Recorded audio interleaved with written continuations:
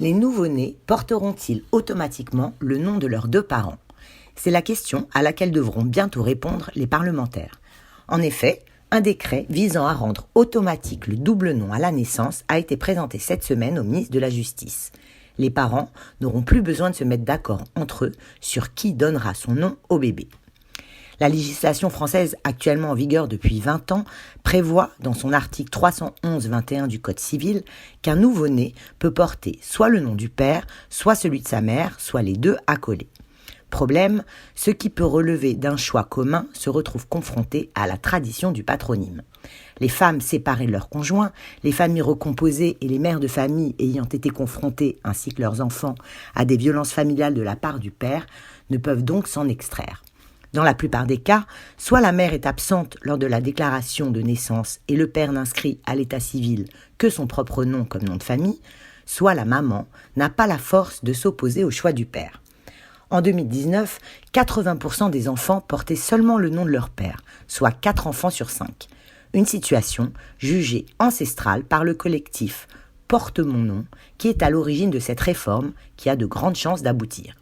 Une pétition intitulée « Je t'ai porté, porte mon nom aussi » a été lancée pour faire modifier la loi à ce sujet.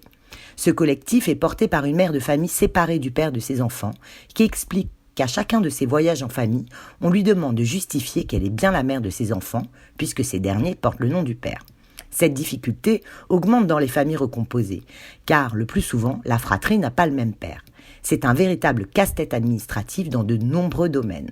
En pratique, il faut voyager avec plusieurs livrets de famille pour justifier du lien entre la mère et les enfants.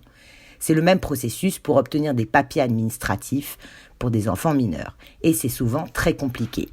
L'idée est donc d'automatiser ce double nom sans qu'il y ait besoin de discussion ou même d'obligation. Le décret prévoit également la possibilité pour l'enfant de choisir, une fois qu'il aura 18 ans, entre la possibilité d'avoir un nom ou les deux. Cela doit permettre de simplifier les démarches pour des parents et des enfants qui vivent dans des familles recomposées.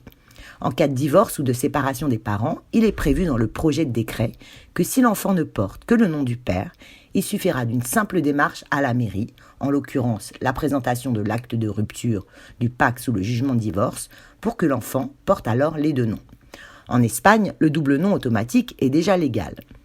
Pour les enfants nés avant cette future réforme, le nom de la maman pourra être rajouté en qualité de nom d'usage des enfants, sans que l'autre parent puisse s'y opposer.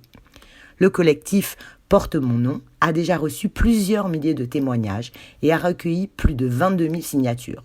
Le décret sera examiné en première lecture cette semaine. À suivre donc.